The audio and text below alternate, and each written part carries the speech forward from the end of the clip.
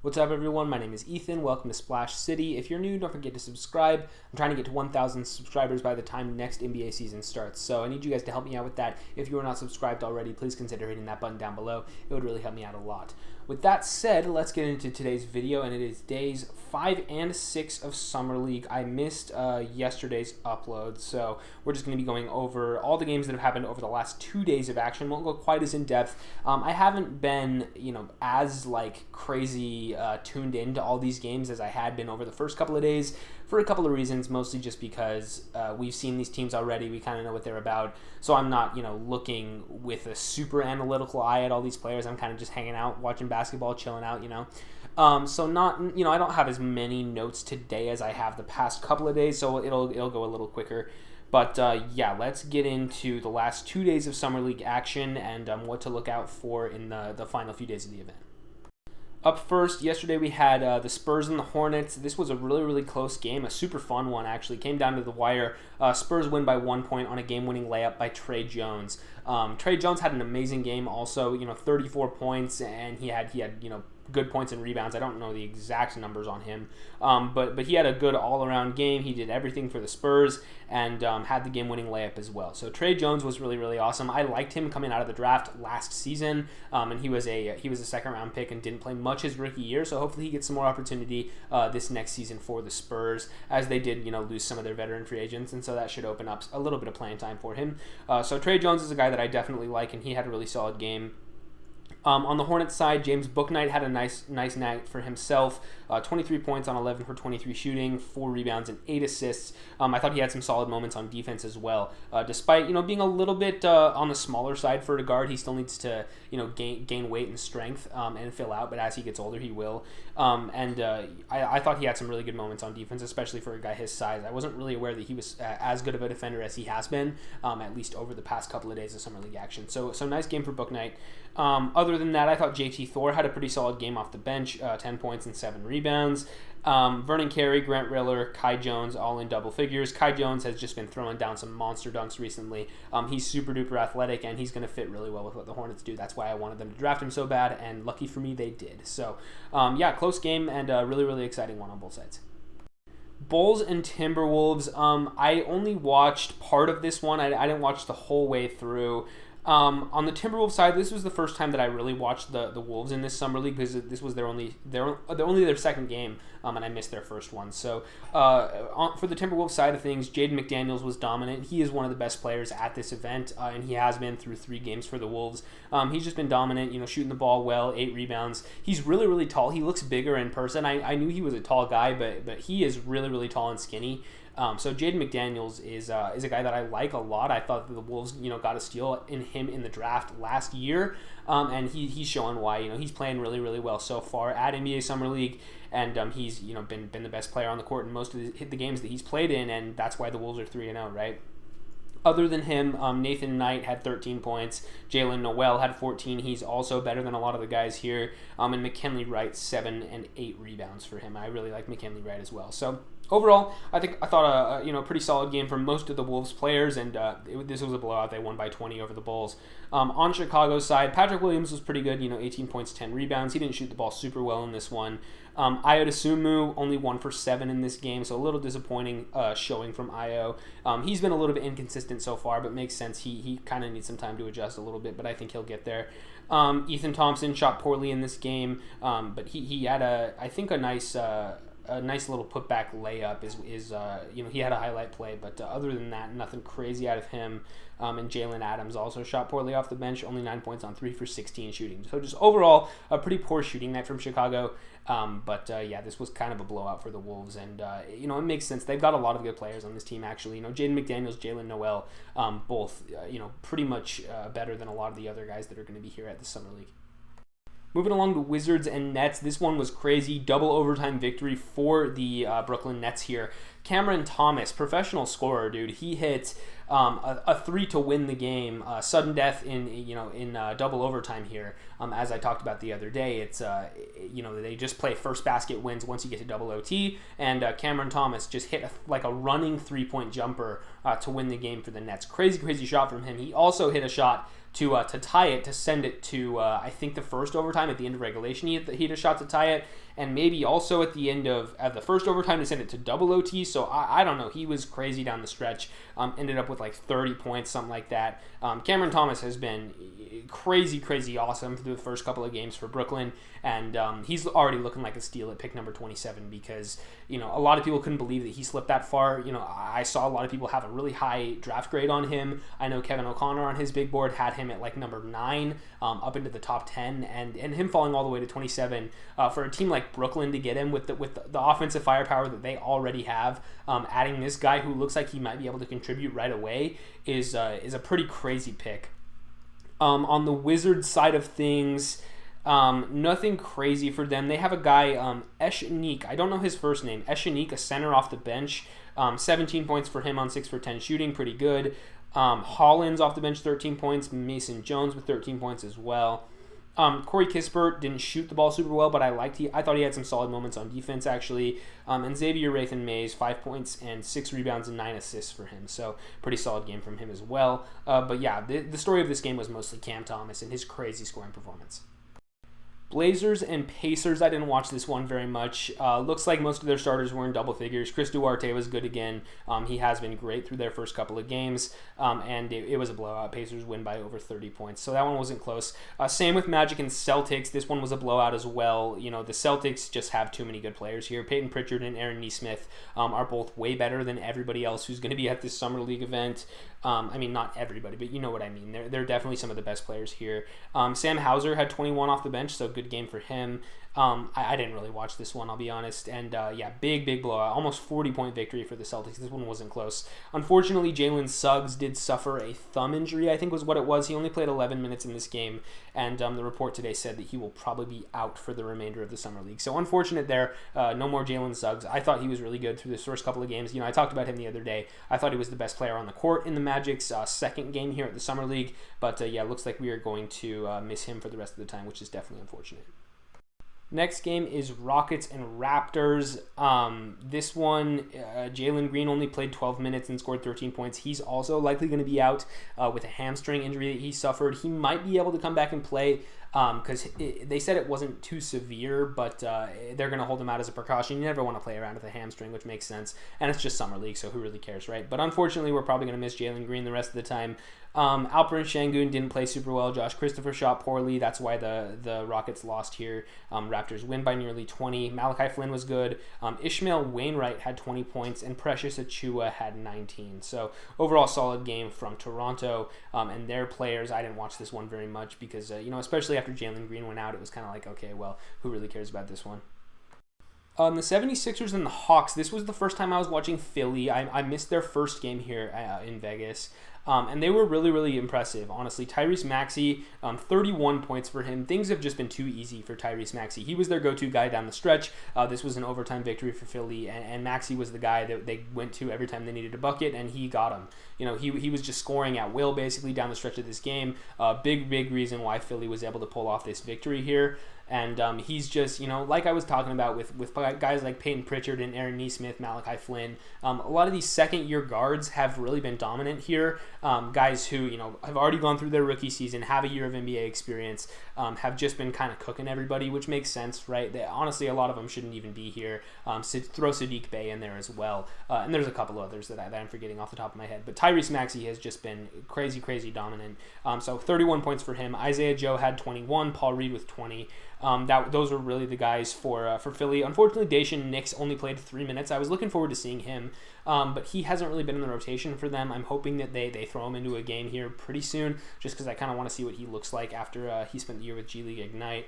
The Hawks, Devon Purcell has actually really impressed me. 12 points and 5 rebounds for him. Those numbers aren't going to jump off the stat sheet, but he made a lot of winning plays. Sharif Cooper, again, 21 points, 12 assists for him. Crazy assist numbers there for Sharif Cooper. Skylar Mays with 20, he's also really good. And Jalen Johnson, another double-double, 13 and 11. Other than that, nothing much else to say about Atlanta. Again, Devon Purcell, I think, deserves an NBA roster spot. I don't think he's signed to the Hawks. He might be on a 2A. Regardless, I think somebody should pick him up because he has been really, really impressive to me so far.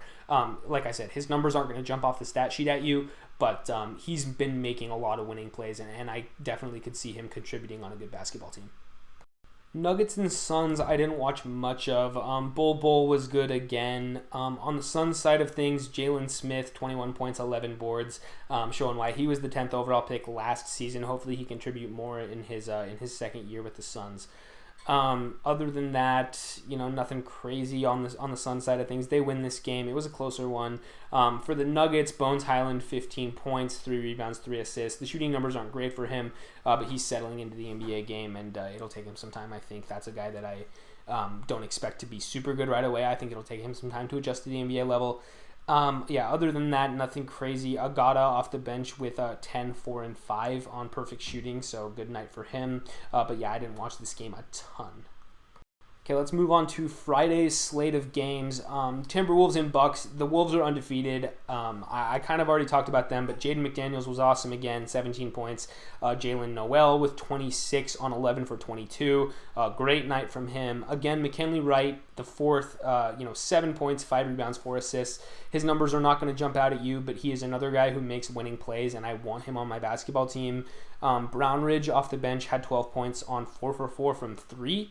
On the Bucks side of things, they lost by almost 30 here, but Jordan Nwora didn't have a good game shooting the ball. Brandon Randolph was their go-to guy here, 17 points for him. Other than that, nothing crazy on the Milwaukee side. Mamukelashvili only 4 points on 1 for 8. He did have 6 rebounds though. So that's my thoughts on that game. The Bucks have not super impressed me so far at Summer League. It's really just been Nwora, and he didn't have a good game, so really neither did Milwaukee. Moving on to the Jazz and the Heat. This was a really, really nice game for Udoka Azubuike. 18 points on 8 for 8 shooting, didn't miss a shot, 9 rebounds to go along with that as well. He is just bigger than a lot of the guys that are out on the court. He's just way more stronger, way stronger and way more physical than a lot of the other guys that he's going against. And it showed here. He's going into his second season, didn't play much his rookie year, but I could see him contributing some NBA minutes next year if the Jazz do go to him as their backup big, because they did get rid of Derek Favors and sign Hassan Whiteside, who we know is pretty inconsistent. So I could see him getting some NBA run next year, especially with how well he's played so far in the Summer League and also in the Salt Lake Summer League as well. He was pretty good for the Jazz there as well. So Azubuike was my main takeaway from this one. Elijah Hughes, 17 points, Gerald Brantley with 11, Trent Forrest, 19. Off the bench, Maseo Teague, 11. So lots of guys in double figures for the Jazz. Overall, just a solid team effort from them. On the Heat side of things, let's see. Max Strus didn't shoot the ball well, 4 for 15. That's kind of why they struggled here. Only 14 points for him. Omer Yurtseven, 16 and 11. He's a really good player. And Dejan Jarreau, also another solid game from him with 12, 5, and 4. Pistons and Cavaliers, I'll be honest, I didn't watch a second of this game. Just taking a look at the box score, Evan Mobley, 8 and 11. Like I said the other day, I haven't been super impressed with Mobley. Like, he hasn't been that bad, but he hasn't really done anything that's been like, wow, this guy's awesome. Not saying that he's not going to be good, but I think Mobley is a guy who will take time to adjust to the NBA. I talked about this in the video from the other day if you want to go hear my spiel on Mobley. And on the Pelican side, Kyra Lewis, 22 points for him, and Najee Marshall, 16. But I didn't really watch it, so I can't give you a super educated opinion on that game, of course. Thunder and Warriors. This was a crazy awesome game, and maybe it's just because I'm a Warriors fan, but this one, it was a 10-point victory for Golden State, but it was close late. The Warriors kind of just pulled away there at the very end, but this was a close game throughout, and super, super exciting. I mean, Jonathan Kuminga was, in my opinion, probably the best player on the floor today. Actually, probably Moody, which is great. Both of those guys were really awesome. I think I'm actually going to say Moody was the best player on the court. Kuminga was a close second, because Kuminga, 18 points, 7 rebounds, and threw down a crazy dunk at the end of the first half. I posted that one here on YouTube as a YouTube short, and then I put that one on TikTok and Twitter as well. So go check out my perspective on that dunk. I'm sure you saw that all over, all the highlights on Twitter and everything. And you can see me in the background. I'm wearing my Steph Curry jersey sitting in the second row. So go ahead and check out the clip that's been posted everywhere. I'm there in the stands. You can see me. So yeah, Jonathan Kuminga throw down a massive dunk there. Really, really just overall solid game from him. I thought he played well on defense. He's just big, man. He's just a really, he's built. Listen, I don't want to throw this comparison out there because I don't think he's the same type of player, but he really is built like Giannis. He really, really is. He's super, super strong and super tall, and he's only 18. He's still probably growing, and I don't think he's done. So Kuminga is a really, really strong and big guy. And, if he uses that physicality to his advantage, he can be a really good NBA player because he's also skilled. He's got a decent handle. The jump shot is definitely, it's a work in progress, but it's there. And maybe it's just me, being a Warriors fan, wanting to find something to get excited about, but I've been really, really impressed with Kuminga so far. And Moses Moody as well. I tweeted this out, but Moses Moody has already such a good feel for the game. He's just a fundamentally solid basketball player. He knows what to do. He knows what spots to be in. He knows where to be on defense, and he knows where to find his shots on offense. Moses Moody is just an overall already really solid basketball player. And, having that level of feel for the game as a rookie is going to be really valuable in the way of him potentially finding himself, getting minutes on a championship contending team. I really think that Moody can play for the Warriors next season. He is that level of shooter already. He's hit a ton of his threes. Today he was 3 for 6. I think he's around 50% for the tournament as a whole. So really solid game from Moody. Other than that, Gary Payton, 10 points, 8 rebounds, 6 assists on 4 for 4 shooting. So a really nice game for him. Ja'Cory McLaughlin off the bench, 14 points. I've really liked him so far. I would like to see Golden State maybe take a look at him for their second two-way spot. Kyle Guy, Cameron Oliver. Cameron Oliver I actually really liked so far in this tournament. I thought he's played super well. 10 points for him off the bench on 3 for 4 shooting. I thought he's had some solid moments on defense as well. Other than that, I guess let's talk about the Thunder side. Teo Maledon is another one of those second-year guards who is, has been really successful at this tournament. He had 18 points today, 6 rebounds, 5 assists. Jeremiah Robinson-Earl, who I really like, 10 points and 9 rebounds. And off the bench, I think it's Rob Edwards. Hadn't been familiar with him, but he had 23 points today on 8 for 15 shooting. So really solid game for a guy that I was not familiar with at all. But he came in and he played really well. So, solid victory for Golden State. Kuminga and Moody look really, really, really good. Knicks and Pistons. This was a 6-point victory for Detroit, finally getting a win here in Vegas. The Knicks almost made a comeback there at the end. They were down 15 with 2 minutes to go, but they almost made this one interesting, missed a couple of free throws down the stretch, and ultimately fall just shy of what would have been a crazy comeback. But Obi Toppin, 31 points, 9 rebounds, another second-year guy that's just been better than everybody. Quickly didn't shoot the ball as well today, 15 points though, 9 assists as well, 4 rebounds, on only 4 for 18. So nothing crazy from Quickly. Quentin Grimes also had 15 points and 7 rebounds, so solid game from him. On the Pistons side of things, Cade Cunningham was really impressive today. He shot 7 for 10 from 3. That's the main thing. The 3-point jumper looked really, really good. 24 points, 7 rebounds to go along with it. Sadiq Bey, I mentioned him earlier. He's been great. 15 points and 13 boards for him. Luka Garza, 10 points and 12 boards. And this other guy, Pickett, I don't even know Pickett's first name, but 18 points for him. And Killian Hayes, only 7 points for him, but also 5 rebounds and 6 assists. So pretty solid game overall from Killian Hayes. Saban Lee off the bench with 15.